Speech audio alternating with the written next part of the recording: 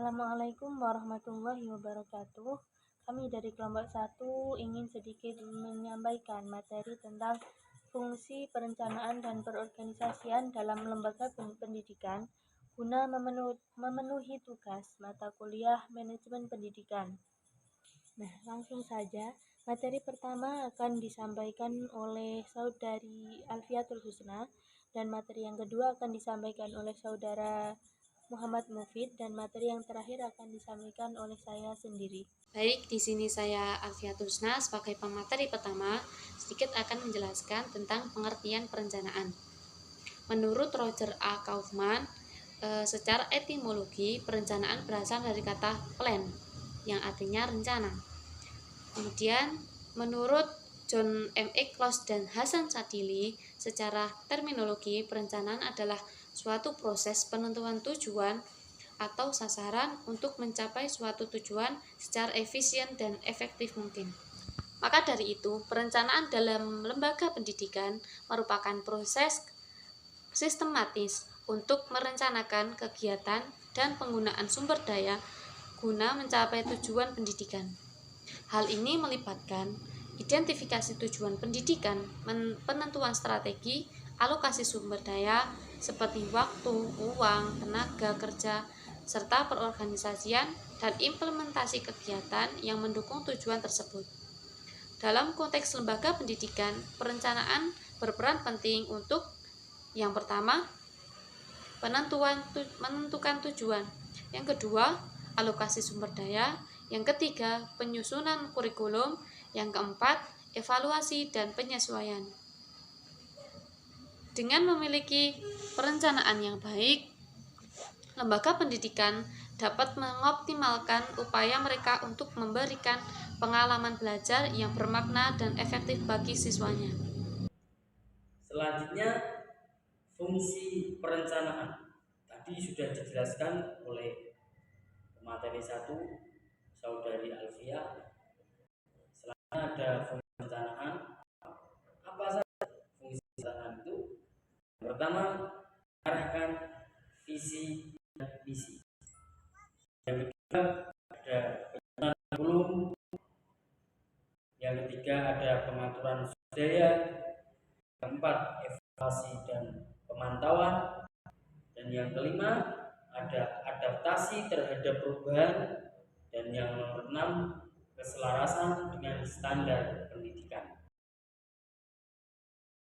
Setelah manfaat, ada langkah-langkah perencanaan. Langkah-langkah perencanaan yang nomor 1 ada mengkaji kebijakan yang relevan. Nomor 2, menganalisis kondisi lembaga. Nomor 3, merumuskan tujuan pengembangan. Nomor 4, mengumpulkan serta menganalisis data dan informasi. Nomor 5, merumuskan dan memilih alternatif program. Nomor 6, menekan langkah-langkah kegiatan pelaksanaan. Selanjutnya ada teknik dan pendekatan perencanaan.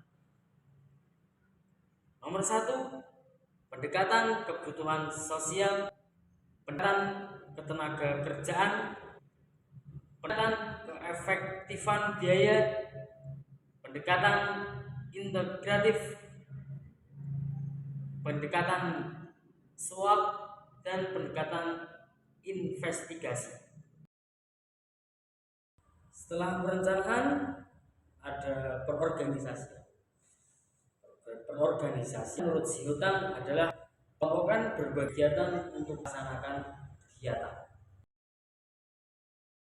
Setelah pengertian perorganisasian ada tujuan perorganisasian. Tujuan perorganisasian yang pertama mengatasi terbatasnya kemampuan. Yang kedua, mencapai tujuan secara lebih efektif dan efisien. Yang ketiga, wadah mengembangkan potensi yang dimiliki seseorang. Yang terakhir, wadah mendapatkan jabatan dan pembagian kerja. Perkenalkan, nama saya Ainun Nabila Syufa Nasimi. Di sini saya akan melanjutkan dari materi sebelumnya. Nah, di sini saya akan menjelaskan tentang macam-macam perorganisasian. Macam-macam menjadi beberapa bagian. Yang pertama, yaitu berdasarkan proses pembentukannya. Nah, berdasarkan proses pembentukannya, organisasi dibagi menjadi dua. Yang pertama yaitu organisasi formal, yang kedua yaitu organisasi non-formal. Apa sih organisasi formal itu? Organisasi formal yaitu organisasi yang mempunyai struktur, pembagian tugas dan tujuan secara jelas atau gamblang. Contohnya yaitu lembaga sekolah, perusahaan, dan lain-lain. Nah, yang kedua yaitu organisasi non formal. Organisasi non formal yaitu perkumpulan dua orang atau lebih dalam suatu aktivitas dan tujuan bersama secara tidak disadari, contohnya grup arisan, tim olahraga, dan sebagainya. Nah, berikutnya ada perorganisasian berdasarkan hubungannya dengan pemerintah. Itu dibagi menjadi dua. Yang pertama organisasi resmi dan yang kedua organisasi non-resmi. Organisasi resmi itu organisasi yang sudah terdaftar di lembaga pemerintahan seperti Departemen Pendidikan, PSSI, dan lain-lain. Nah, organisasi tidak resmi itu kebalikan dari organisasi resmi, yaitu organisasi yang belum terdaftar di lembaga pendidikan dan sama sekali tidak berhubungan dengan pemerintah, contohnya klub sepak bola. Selanjutnya yaitu perorganisasian berdasarkan skalanya, itu dibagi menjadi 3. Yang pertama organisasi besar, yang kedua organisasi sedang, dan yang ketiga organisasi kecil.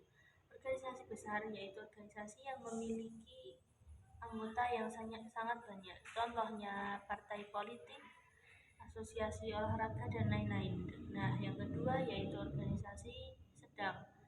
Organisasi sedang itu organisasi yang anggotanya tidak besar dan tidak kecil, contohnya paguyuban buruh pasar.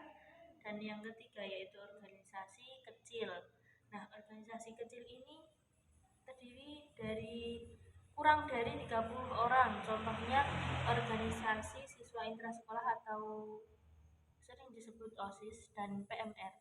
Selanjutnya yaitu ada perorganisasian berdasarkan tujuan, itu dibagi menjadi dua. Yang pertama yaitu organisasi sosial dan yang kedua yaitu organisasi perusahaan. Nah, organisasi sosial itu perkumpulan sosial yang dibentuk oleh masyarakat, contohnya Karang Taruna. Nah, sedangkan yang organisasi perusahaan itu perkumpulan orang-orang yang dibentuk untuk menangani atau memajukan sebuah perusahaan. Nah, tadi saya sudah menjelaskan tentang macam-macam perorganisasian. Nah, kali ini saya akan menjelaskan fungsi dari perorganisasian tersebut. Nah, fungsi dari perorganisasian tersebut tentunya untuk mengatur struktur suatu lembaga dan mengatur perencanaan pengelolaannya, serta meningkatkan kualitas dan mutu pendidikan suatu lembaga. Nah, dalam berorganisasi atau dalam perorganisasian tentunya memiliki prinsip-prinsip yang harus ditanamkan dan harus dilakukan oleh semua anggotanya.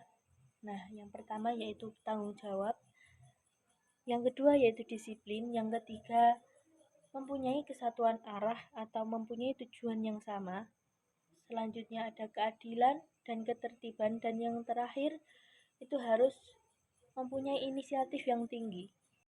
Nah, selanjutnya bagaimana sih proses atau langkah-langkah perorganisasian itu terjadi?